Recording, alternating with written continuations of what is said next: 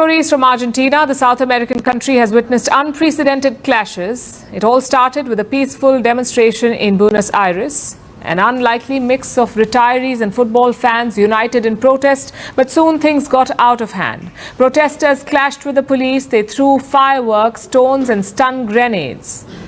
While the riot police used tear gas, rubber bullets and water cannons, leading to at least 20 injuries and 120 arrests. So what's behind this violent protest and what does this mean for Argentina? Here's a report.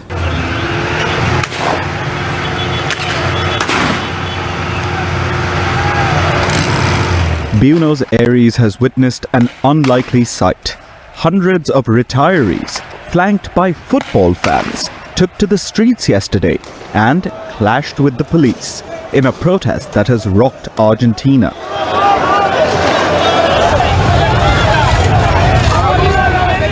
Since far-right President Javier Milei came into power 1.5 years ago, he has championed public spending cuts. He has imposed austerity measures, and pensioners have felt the brunt of it. Pension increases have fallen well short of inflation, and nearly 60% of pensioners receive only the minimum amount, which is about $340 per month. So for several weeks now, pensioners have been protesting this precarious standard of living across the South American country. While previous demonstrations have involved minor incidents, Wednesday's protest was unprecedented in scale. I think it is terrible the point we have come to in terms of violence, repression and cruelty, and I feel it is necessary to take to the streets and speak out to stop this madness. I don't like the way they are treating us. I am retired, I worked all my life, and I am here to defend all my fellow retirees. Emotions have been running high in the country this week, with the start of the trial over Maradona's death in 2020. Maradona is widely regarded as a football legend. Over the past few days, a video from 1992 has gone viral in Argentina, with Maradona saying, "You have to be a real coward not to defend retirees."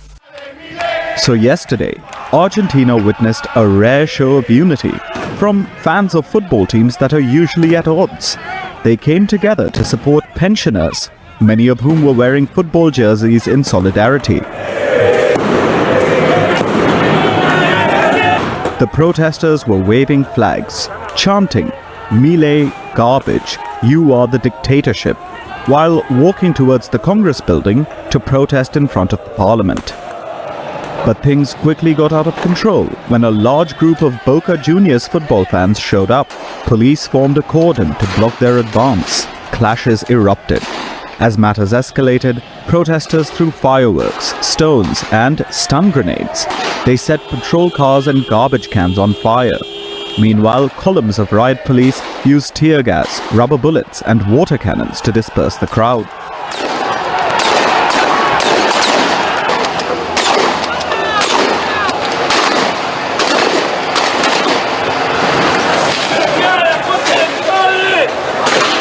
Leading to arrests of more than 120 people and at least 20 injuries, including an elderly woman who was allegedly pushed and hit by a police officer and fell to the ground with her head bleeding. Today it was brutal. A photographer is in intensive care. I saw an elderly woman being beaten and falling to the ground. So, what do they want? That someone dies? What is going to happen then? As a society, this is a disgrace.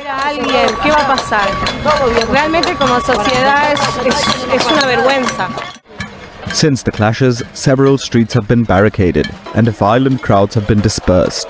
But by the looks of it, this is hardly the end of the protest. Residents have continued to bang pots and pans in various parts of the city, blocking streets and singing protest songs.